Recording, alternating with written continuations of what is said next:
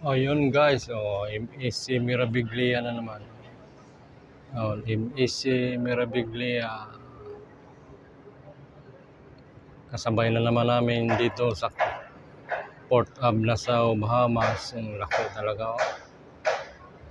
Ang ganda talaga ng ano nila. Ang laki, ang haba ng cruise ship na to. MSC Mirabilia.